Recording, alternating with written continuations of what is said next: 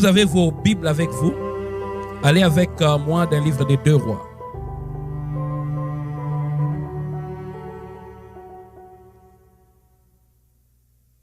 Deux Rois chapitre 1er.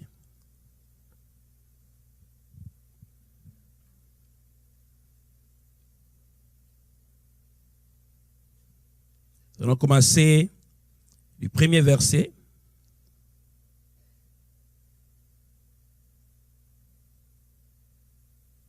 jusqu'au verset 15. 2 Rois chapitre 1er. Premier verset jusqu'au verset 15. Si nous avons trouvé, nous disons Amen. Nous allons lire. Après la mort d'Akab, les Moabites se révoltèrent contre Israël. Le roi Ahazia tomba de sa chambre haute à Samarie par la fenêtre et se blessa grièvement. Il envoya des messagers consulter Baal-Zéboub, dieu d'Écron, pour savoir s'il se remettrait de cet accident. Mais l'ange de l'Éternel dit à Élie de Tishbé, « Mets-toi en route, va à la rencontre des messagers du roi de Samarie et demande-leur, n'y a-t-il pas de Dieu en Israël pour que vous alliez consulter Baal-Zéboub, le dieu d'Écron? C'est pourquoi voici ce que déclare l'Éternel à votre roi. Tu ne quitteras plus le lit sur lequel tu t'es couché et tu vas mourir. » Élie y alla. Alors les messagers retournèrent auprès d'Ahazia, qui leur demanda, « Pourquoi revenez-vous déjà ?» Ils lui répondirent, « Un homme est venu à notre rencontre et nous a ordonné, allez retourner auprès du roi qui vous a envoyé et dites-lui, voici ce que déclare l'Éternel. N'y a-t-il pas de Dieu en Israël pour que tu envoies consulter Baal-Zéboub, le dieu d'Écron? C'est pourquoi tu ne quitteras plus le lit sur lequel tu t'es couché. Tu vas mourir. » Ahazia leur demanda, quelle allure avait l'homme qui est venu à votre rencontre et qui vous a transmis ce message? Ils lui répondirent, c'était un homme habillé d'un vêtement en poil de chameau, noué d'une ceinture autour des reins. Alors Ahazia dit, c'est Élie le Tishbé. Il y avait des hommes de Dieu, jusqu'à on parlait comment ils étaient habillés. Élie était l'un de ces hommes, on les reconnaissait par son habillement. Il avait une identité tout à fait particulière, qu'il était difficile de manquer qui il était. Amen. Aussitôt, il envoya vers Élie un officier avec une 50aine d'hommes pour qu'il les lui ramène. L'officier monta vers Élie, qui se tenait sur le sommet de la montagne, et lui dit, « Homme de Dieu, le roi t'ordonne de descendre. » Il lui répondit, « Si je suis un homme de Dieu, que le feu tombe du ciel et qu'il te foudroie, toi et ta 50aine. » Aussitôt la foudre tomba du ciel et consuma l'officier et sa 50aine de soldats. C'est une onction que je suis en train de demander à Dieu. Sincèrement, je demande cette onction. Si je peux prier le feu descendre, consumer les gens, ça sera un peu bien, non? Amen. Élie lui répliqua, Ahazia envoya un autre officier accompagné d'une 50aine. Celui-ci dit à Élie, homme de Dieu, par ordre du roi, dépêche-toi de descendre. Élie lui répliqua, si je suis un homme de Dieu, que le feu tombe du ciel et te foudroie, toi et tes hommes. Aussitôt, la foudre tomba du ciel et consuma l'officier et sa 50aine de soldats. Ahazia envoya un 3e officier avec une 50aine. Cet officier-ci, après être monté, fléchit les genoux devant Élie et le supplia, homme de Dieu, je te prie, aie égard à ma vie et à celle de cette 50aine d'hommes. Le feu est tombé du ciel et a foudroyé les 2 premiers chefs et leurs 50aine, mais maintenant, aie égard à ma vie. L'ange de l'Éternel dit alors à Élie, descends avec lui, ne crains rien de sa part. Alors Élie s'est mis en route pour descendre avec l'officier chez le roi. Disons Amen. Le thème de mon message, vous pouvez noter, ne te brûle pas. Dis à ton voisin, ne te brûle pas. Comment on dit ça très bien, ne te brûle pas. Qui veut se brûler ici? Si tu ne veux pas te brûler, dis ça très bien, ne te brûle pas. Dis à ton voisin, si quelqu'un ne te regarde pas, il va se brûler. Regarde ton voisin en l'œil, dis-lui, ne te brûle pas. Acclamons pour le Seigneur.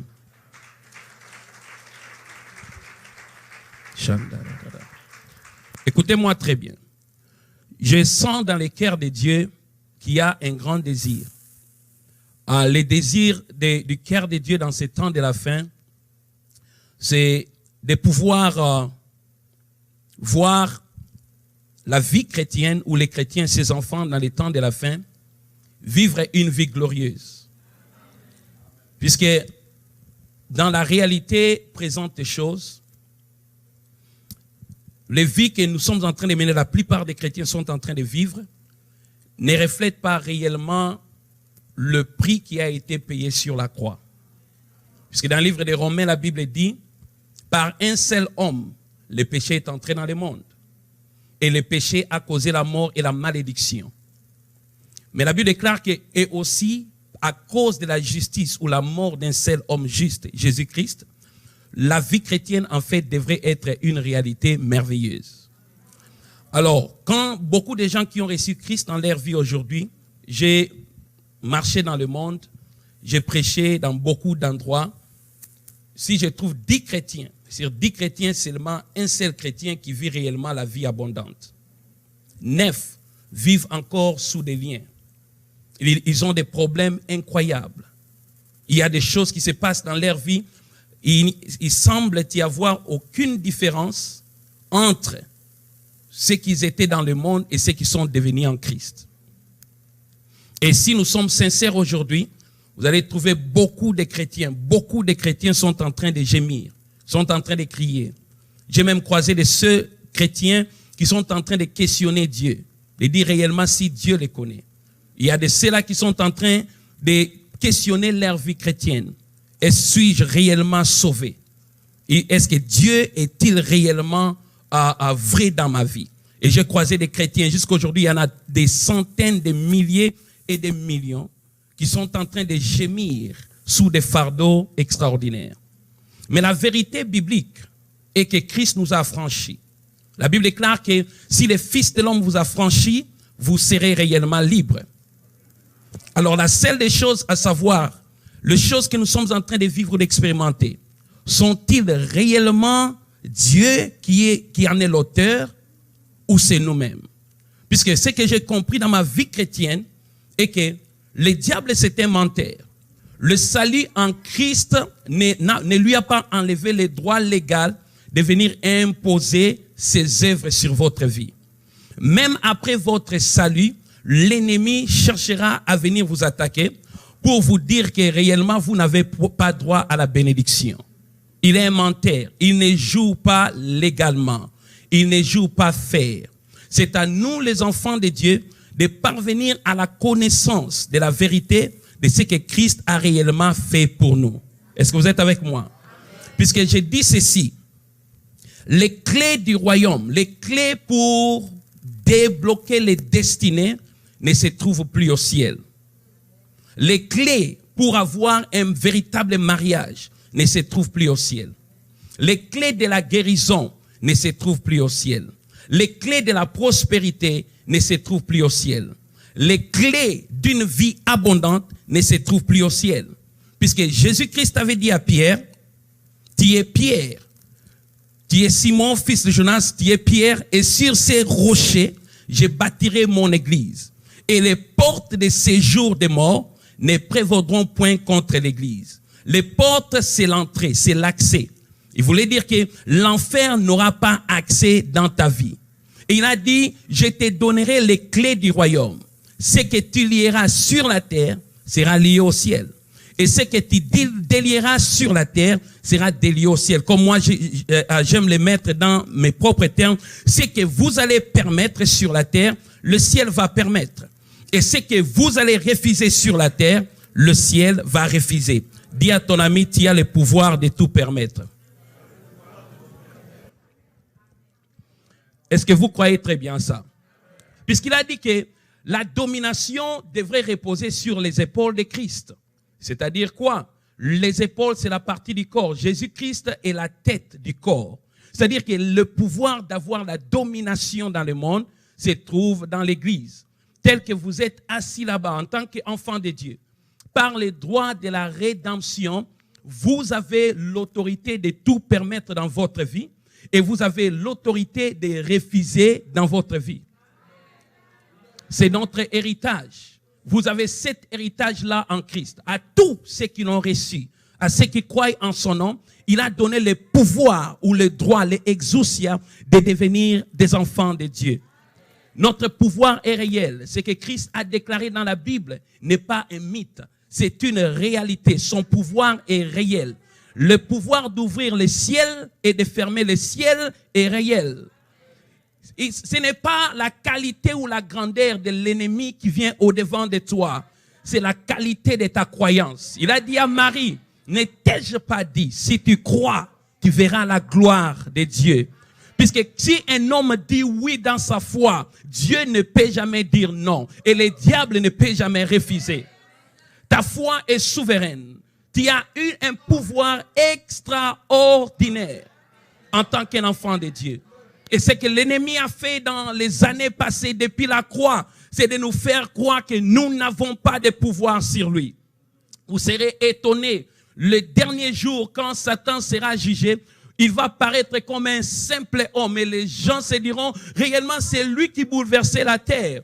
Puisque, écoutez-moi très bien, à la croix de Golgotha, quand Jésus-Christ a désarmé les principautés et les autorités, ils étaient réellement déshabillés et désarmés.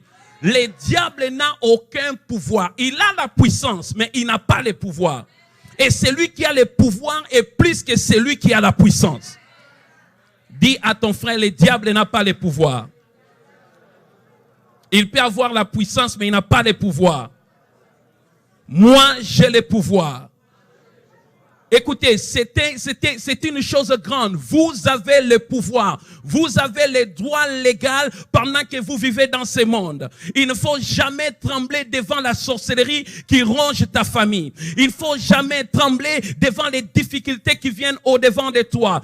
Tu peux proclamer la parole et appeler à l'existence les choses qui n'existent pas et ces choses vont exister. Tout ce dont tu as besoin, c'est de croire. Tout ce dont tu as besoin, c'est de parler avec la foi. C'est par la foi que le monde a été créé et c'est par ta foi que tu vas créer ton monde.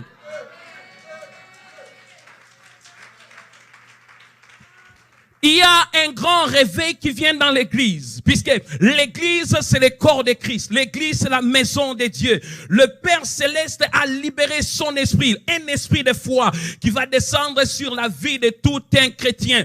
Tout un chacun de nous, nous allons commencer à croire à des choses que nous n'avons pas cru que c'était possible. Nos yeux seront illuminés pour voir réellement que rien n'est impossible à notre Dieu.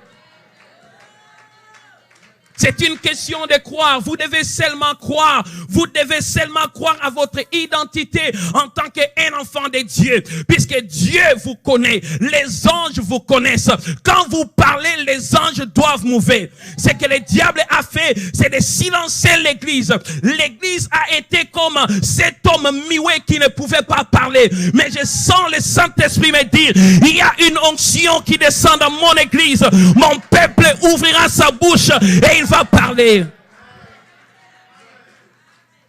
Puisque dans le monde spirituel, c'est un monde de paroles. Le monde spirituel opère par des déclarations.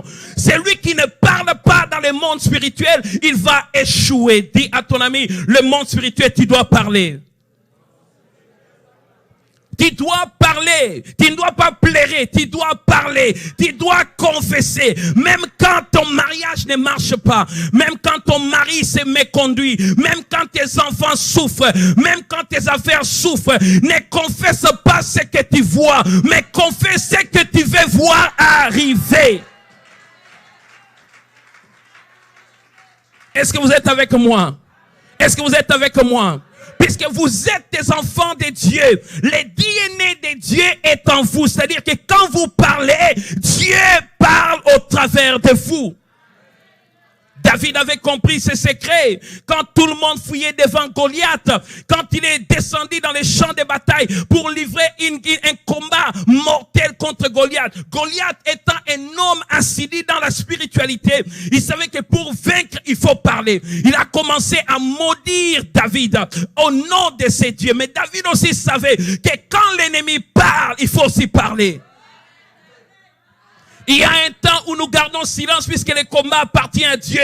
Mais il y a un temps où tu dois parler, tu dois confesser. Tout ce que tu permets sur la terre sera permis au ciel. Tout ce que tu refuses sur la terre sera refusé au ciel. Refuse, tu peux regarder tes enfants et dire: mon fils, je déclare que toi tu serviras l'Éternel. Mon fils, je déclare que la maladie ne te tuera pas.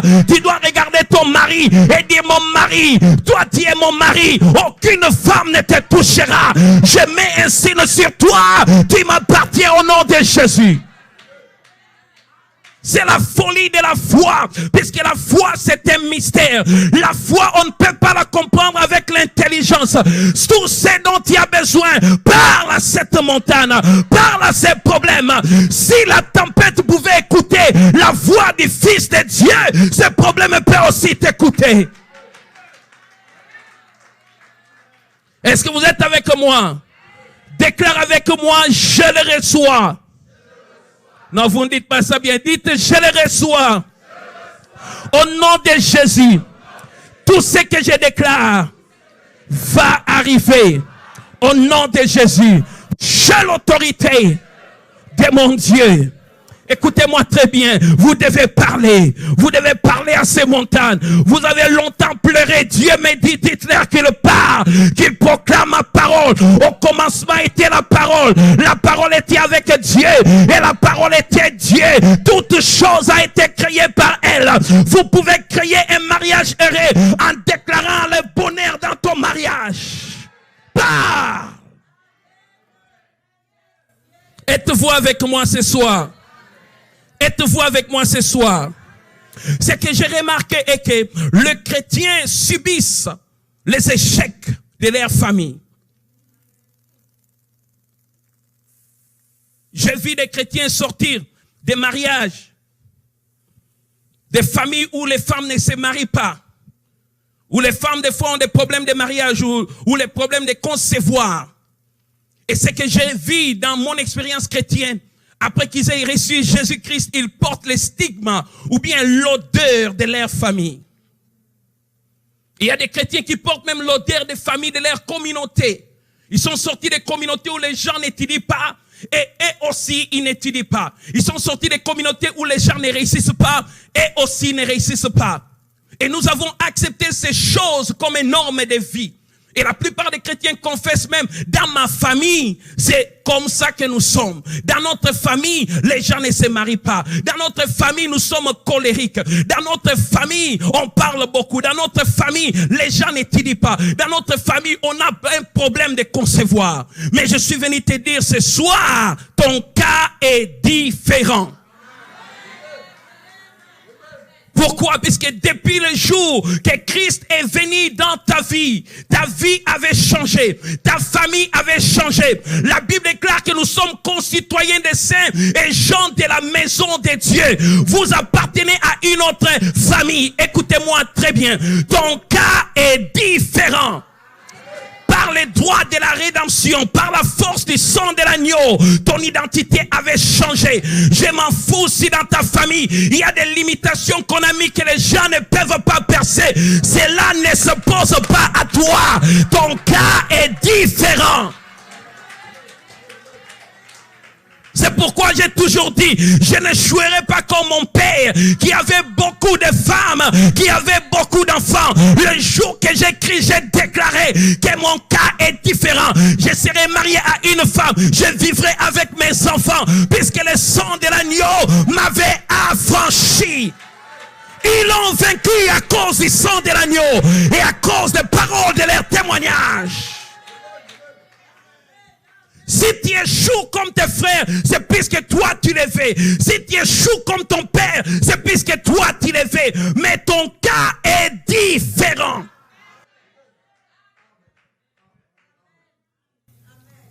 Regarde ton voisin, dit ton cas est différent. Tu ne peux pas être comme ton père. Comment dire, tu ne peux pas être comme ton père. Tu ne peux pas être comme ta mère. Ton cas est différent. Est-ce que vous êtes avec moi? Est-ce que vous êtes avec moi? Puisqu'il y a des familles où les esprits impurs ont mis des limitations. Tout le monde se brûle de la même façon. Le feu consume tout le monde de la même façon. Ils sont pauvres. Il reçoit Christ, il est pauvre. Son père tapait sa maman. Il reçoit Christ et lui aussi tape sa femme. Il porte le même mensonge de sa mère. Il porte le même esprit de l'immoralité ou de la prostitution de sa maman, mais il est chrétien. Et cela arrive puisque nous n'avons pas compris réellement qu'est-ce que la croix de Christ a accompli. C'était le lieu de toute transition, la croix de Christ. C'était le lieu de tout changement, la croix de Christ. C'était le prix, le grand prix payé une fois pour toutes, qui a englouti toutes les malédictions ancestrales. Quand Jésus avait dit, Tétélestai, tout est accompli, il n'y avait aucun problème, il n'y avait aucune dette qui était restée impayée. C'était payé totalement.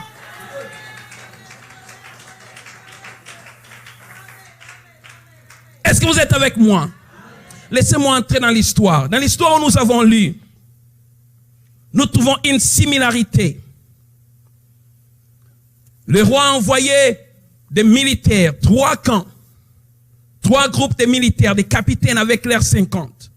Ils sont venus arrêter Élie. Le premier groupe est venu, le feu est descendu et les a consumés. Ils sont morts. Le deuxième capitaine est venu.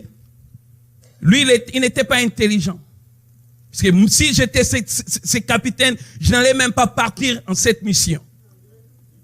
Il arrive, il voit très bien des corps calcinés. Et il dit, oh, descends, homme de Dieu. Il défie encore l'homme de Dieu qui a juste fait descendre le feu et consumer les autres. Et le feu descend et les consume aussi. Mais le troisième capitaine n'est pas mort comme les autres.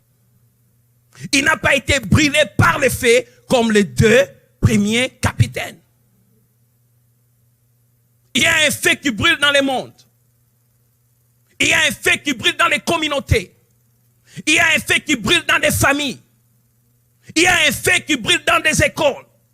Il y a un feu qui brûle dans des nations. Et ce qui est grave est que tout le monde est brûlé et consumé par ces feux. Le feu de la pauvreté, le feu des maladies, le feu du sida, le feu des échecs de la stérilité, le feu des échecs dans les affaires.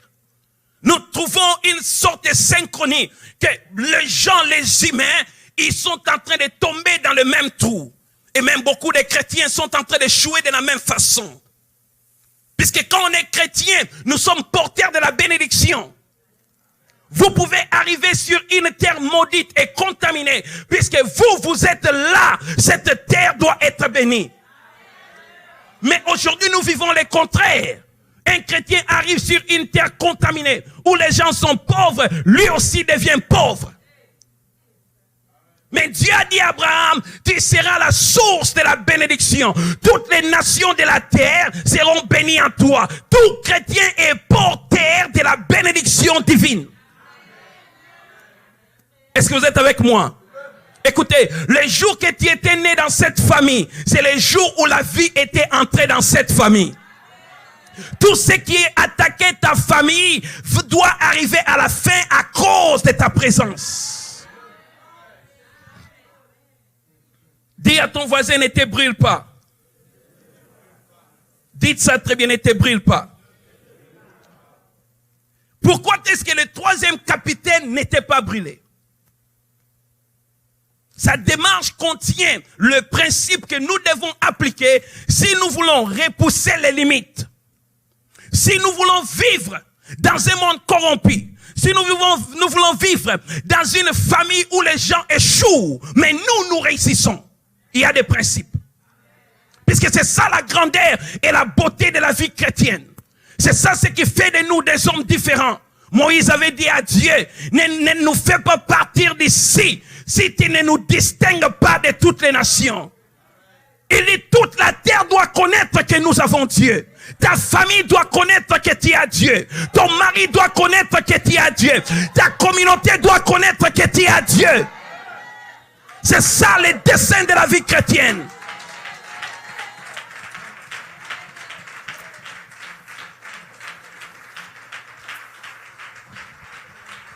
L'un des noms des dieux de la Bible, c'est le Dieu de la distinction. Il a dit, vous connaîtrez la différence entre ceux qui servent Dieu et ceux qui ne le servent pas. Laisse-moi dire, madame et mademoiselle, toi qui sers Dieu, très bientôt, il y aura le signe de la distinction dans ta vie. Très bientôt, Dieu va te distinguer. Très bientôt, Dieu distinguera tes enfants. Très bientôt, Dieu distinguera ton mari. C'est ça l'œuvre de l'Esprit. Le Saint-Esprit est venu vivre dedans de vous pour glorifier Dieu. Et la seule façon où Dieu sera glorifié, c'est quand vous marchez dans un monde où les autres meurent du sida, où les autres meurent dans la pauvreté. Mais ce que toi tu fais est béni. Il voit la main de Dieu dans ta vie. Êtes-vous avec moi? Dis avec moi le Dieu de la distinction. C'est ça la vie chrétienne.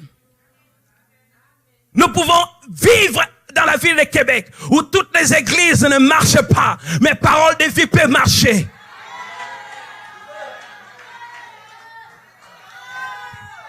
Vous devez savoir comment faire votre demande au ciel, puisque le ciel attend que vous puissiez demander.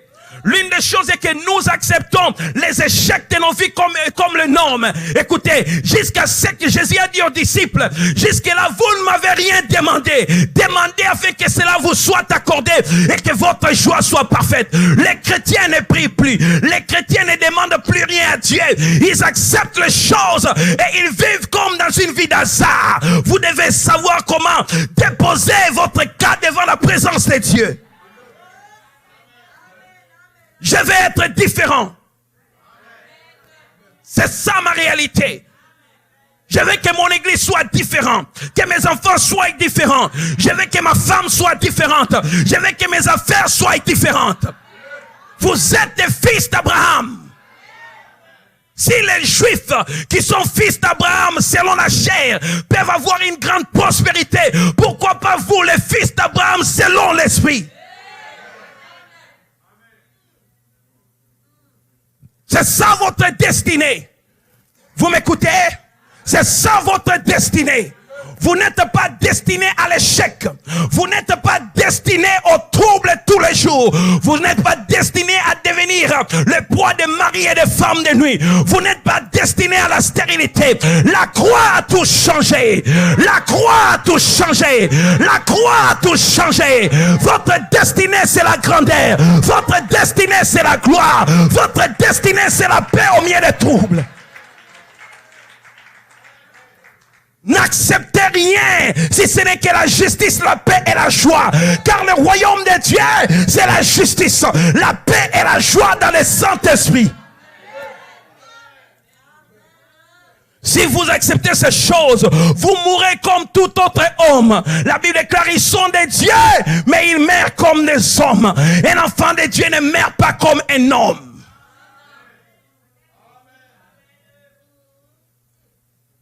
C'est la révolution qui doit résonner dans les cœurs des chrétiens.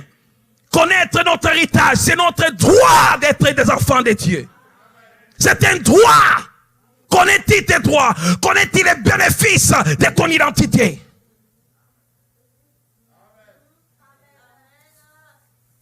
Cette génération doit s'élever comme Caleb, à qui Moïse, 40 ans avant, lui a promis les grandes montagnes. Un jour, il est venu voir Josué, il a dit, on m'avait promis la montagne. Assez, c'est assez. Donne-moi cette montagne. Il y a des gens qui ont des promesses de Dieu, mais ils ne les réclament pas. Ils sont en train de pleurer tous les jours. C'est l'heure de posséder ta montagne.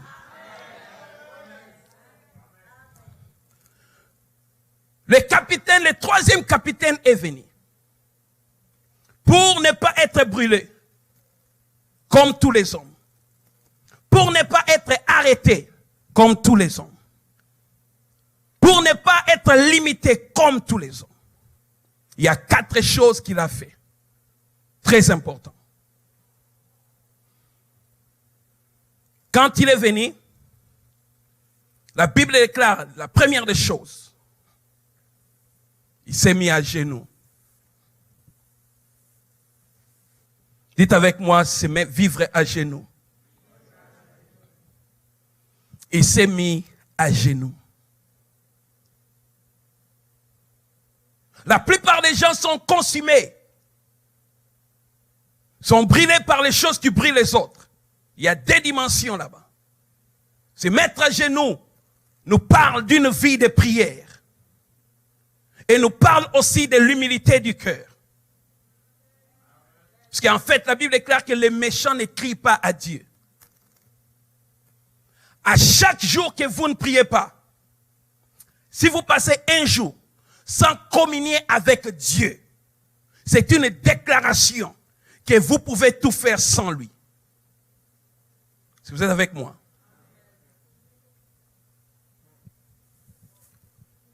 La prière, premièrement, c'est une arme forte. Mais la prière n'est rien sans l'humilité. La Bible déclare que si mon peuple, sur qui est invoqué, s'humilie et prie. Les 2 sont interconnectés. L'homme prie puisqu'il sait qu'il est arrivé à la fin. L'homme prie puisqu'il a besoin de Dieu.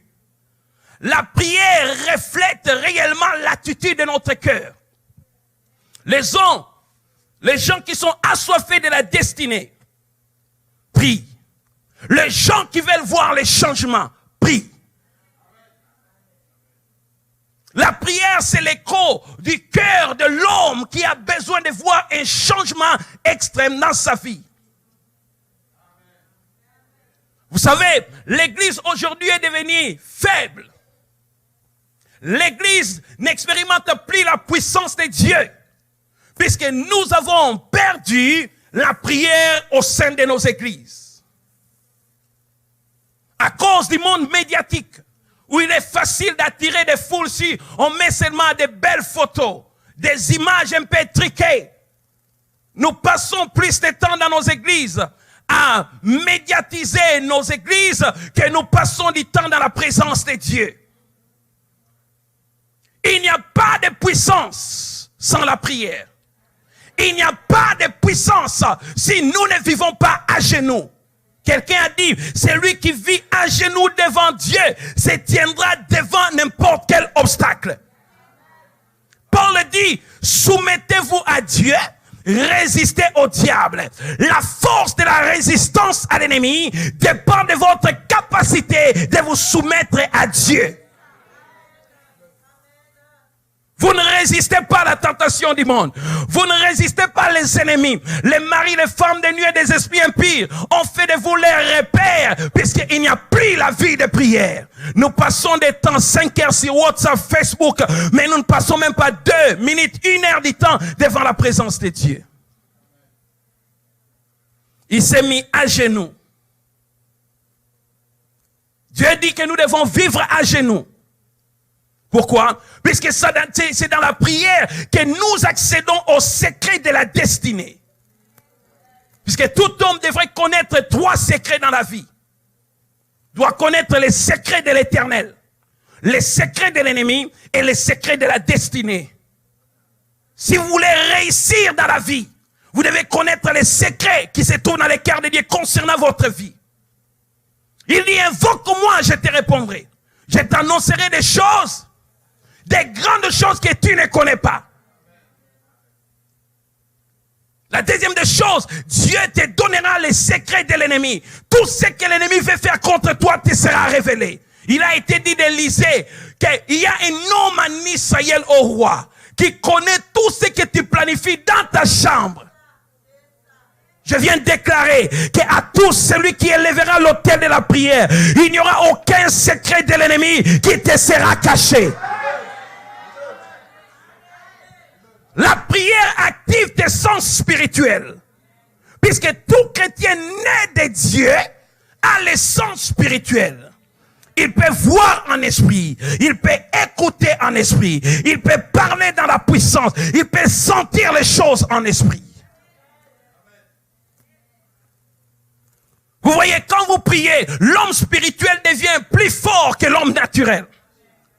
Ce que les gens appellent montagne, vous appelez ça une plaine. Ce que les gens appellent la maladie, vous voyez la guérison. La deuxième des choses,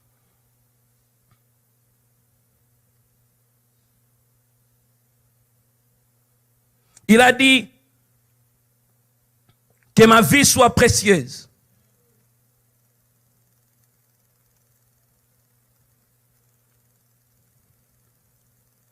Il a dit, homme de Dieu, aie égard à ma vie et à celle de cette cinquantaine d'hommes. Troisièmement, il a compris la valeur de sa vie. Les gens sont limités dans la vie puisqu'ils ne prennent pas en valeur la vie que Dieu leur a donnée. Ils sont, comme le disent en anglais, reckless. Ils font n'importe quoi, n'importe comment. Ils ne voient pas les conséquences. Ils utilisent leur temps, le temps de la vie mal. Écoutez, j'ai toujours dit, même si vous n'écrivez, l'histoire de votre vie s'écrit, même quand vous ne faites rien.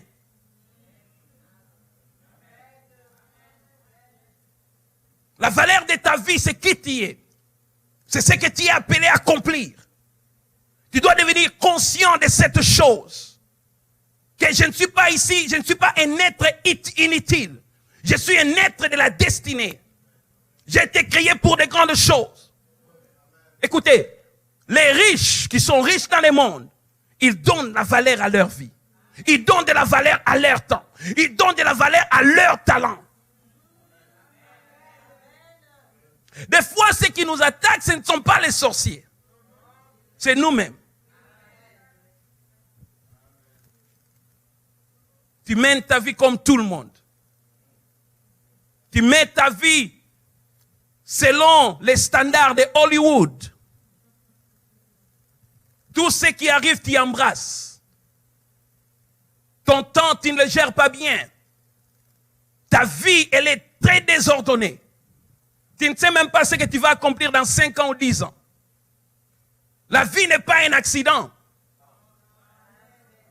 La réussite n'est pas un accident. Les gens qui réussissent, ils ont pris du temps à investir dans leur vie des choses à leur réussite.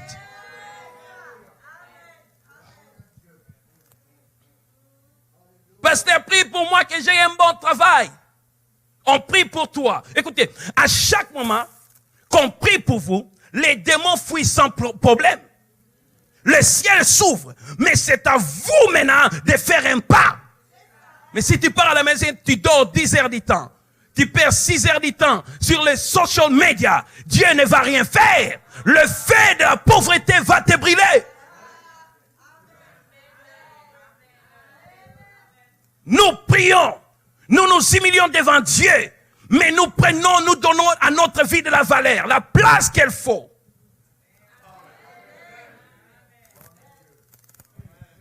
Est-ce que vous êtes avec moi? Dites Amen.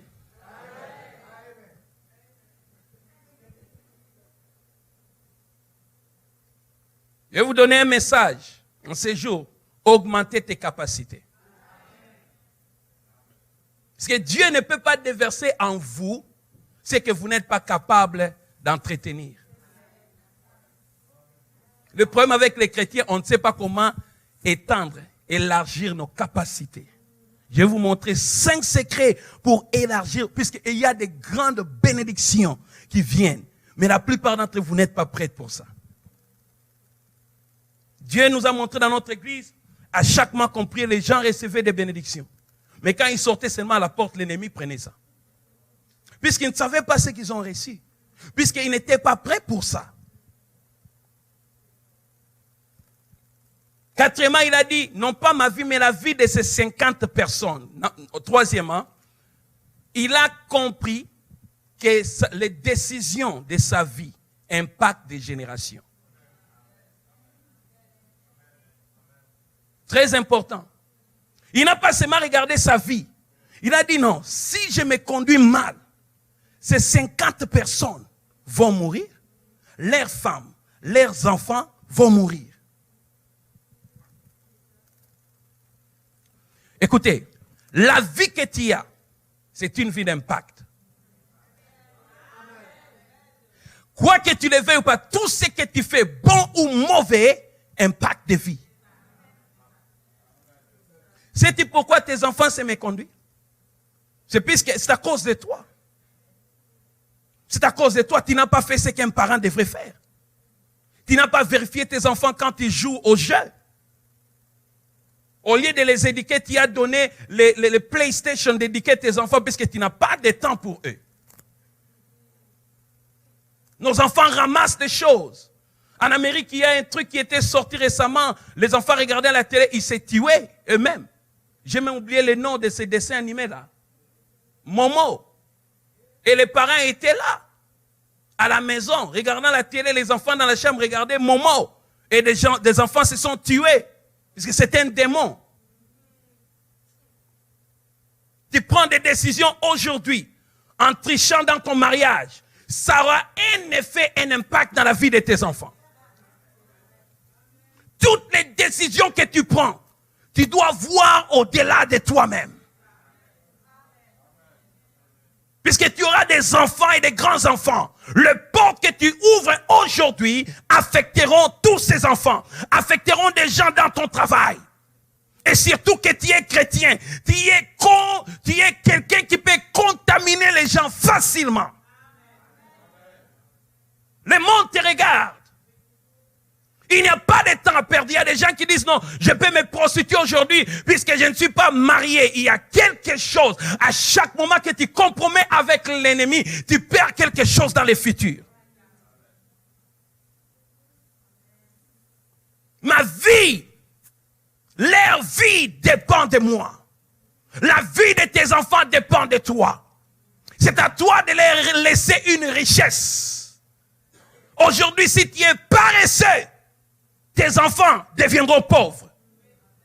Nos enfants, en fait, quand ils grandissent, ils doivent grandir. Ils arrivent, non, notre papa nous a laissé l'héritage. Quel est l'héritage que tu laisseras à tes enfants?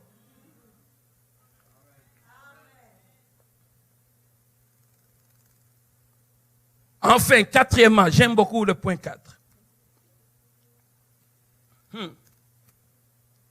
Quand il est venu, il a dit, c'est agenouillé. Il a dit que ma vie et la vie de ces 50 te soient précieuses. Puisque les 2 premiers capitaines sont venus, ils ont été brûlés. Quatrièmement, il a connu l'histoire. Vous n'avez pas bien dit. Il a connu l'histoire. Écoutez. Et ça, c'est là où je vais entrer dans la dimension de la délivrance demain. Connaître l'histoire est très important. Puisqu'on dit que si tu ne connais pas l'histoire, tu es condamné à la répéter. Un petit témoignage, un Chinois, un homme riche, sa femme a mis au monde le premier garçon. Il est mort. Le second garçon, il est mort. Le troisième, il est mort. Le quatrième, il est mort. Et tous mouraient seulement après 2 mois de naissance. L'un de ses amis était chrétien. Il a dit non, je t'amène à l'église. Il est parti à l'église et le pasteur a prêché sur les malédictions générationnelles. Alors vous savez, les Chinois, ils gardent leur record historique de milliers d'années. Il a dit non, je vais un peu aller checker l'histoire de ma famille.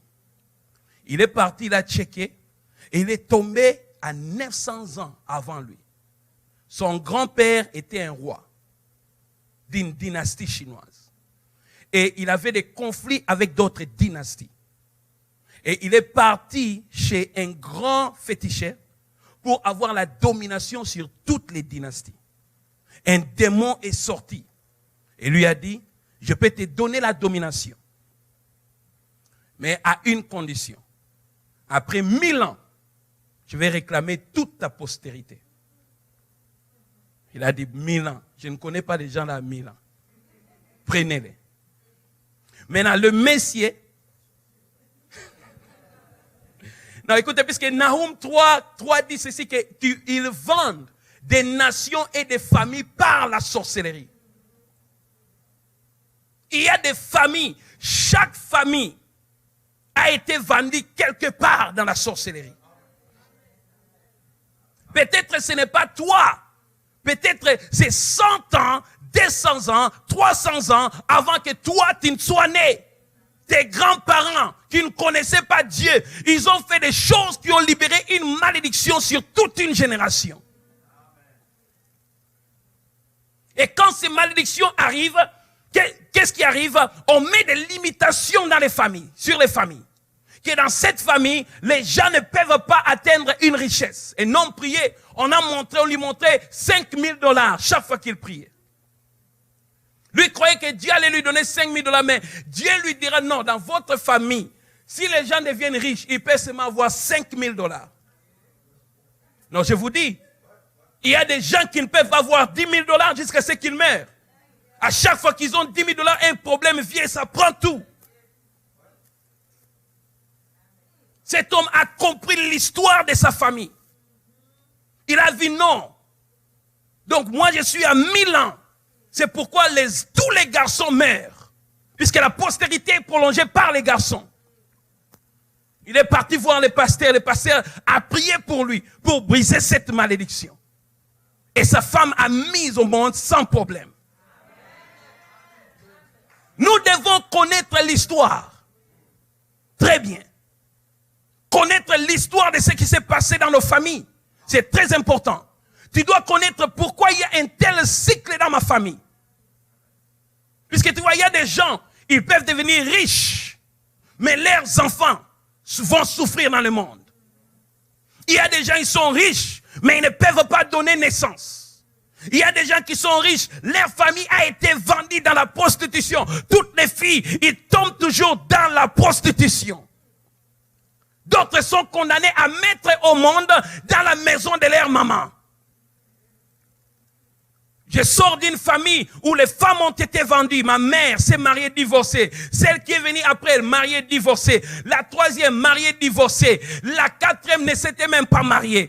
Qui était la plus belle de la famille. Et la plus belle de la communauté. Et la cinquième se maria et divorça. Tous vivraient dans la maison de notre grand-mère. C'était une malédiction.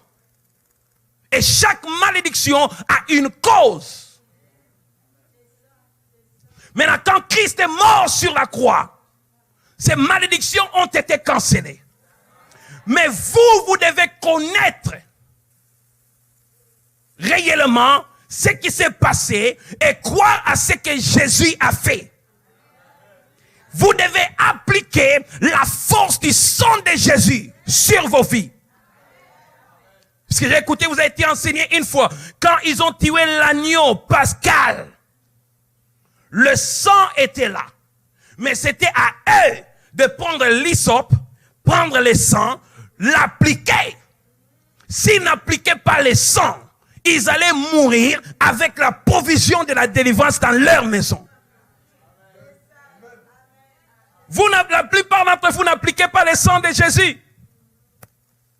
Ça y est là, vous ne l'appliquez pas. C'est puisque cette génération, il y a un esprit qui est entré dans les églises. Ils disent que la prédication de la croix est barbarique. Il y a des gens qui ne prêchent plus la croix ou le sang. J'ai mis une prédication de la croix sur Facebook. Ils ont bloqué ça. Pendant qu'il y a des gens qui mettent des accidents qu'on ne bloque pas. L'ennemi de la croix, il connaît les secrets. Que la croix de Christ est une puissance qui libère. Êtes-vous avec moi? Quelle est l'histoire de ta famille? Qu'est-ce qui domine ta famille? Qu'est-ce qui domine ta communauté? Vous devez connaître l'histoire. Et puisque nous ignorons l'histoire, les gens viennent dans la même communauté, ils tombent de la même façon. Ils échouent de la même façon. Les gens sortent de la même famille, ils échouent de la même façon. Une fille, je vais terminer ici, âgée, 35 ans, avait un boyfriend. Du coup, la relation est tombée. Elle a trouvé encore un autre garçon. La relation est encore tombée. Elle a dit non, je ne vais plus encore m'engager à une personne. Quelques années plus tard, un bon homme est venu dans sa vie. Ils ont tout fait jusqu'au point de se marier. Et le jour du mariage, en plein culte, pendant que le pasteur bénissait, le pasteur a posé la question, y a-t-il quelqu'un qui est contre ce mariage? Une femme se leva. Dit, moi, c'est mon mari, voici les images, nous avons 4 enfants. Et la femme est tombée. Quelques années plus tard, elle rentre encore dans une relation et les hommes la quittent seulement sans raison. Elle est partie en prière, 7 jours à sec. Tout commence à genoux. Il a dit, Seigneur, tu dois me montrer qu'est-ce qui ne va pas. Et dans la prière, il a eu un rêve. Dans les rêves, elle était dans une maternité. Et une femme était au point d'accoucher. Et quand la femme a accouché, les docteurs ont pris le bébé. Ils ont dit à la femme, oh, congratulations. Alors, qu'est-ce qu'on dit ça en français? Congratulations. Félicitations. Vous avez une bébé fille. Et la femme a dit au docteur, enlevez cette chose loin de mes yeux. Je ne l'avais pas. Pourquoi? Parce que la femme avait 6 enfants, filles. Elle voulait un garçon. Et quand on lui a dit que la 7e c'était une fille, elle a dit, je ne l'avais pas enlevé cette chose. Donc, depuis la naissance, un esprit est entré dans la fille que personne ne doit la vouloir.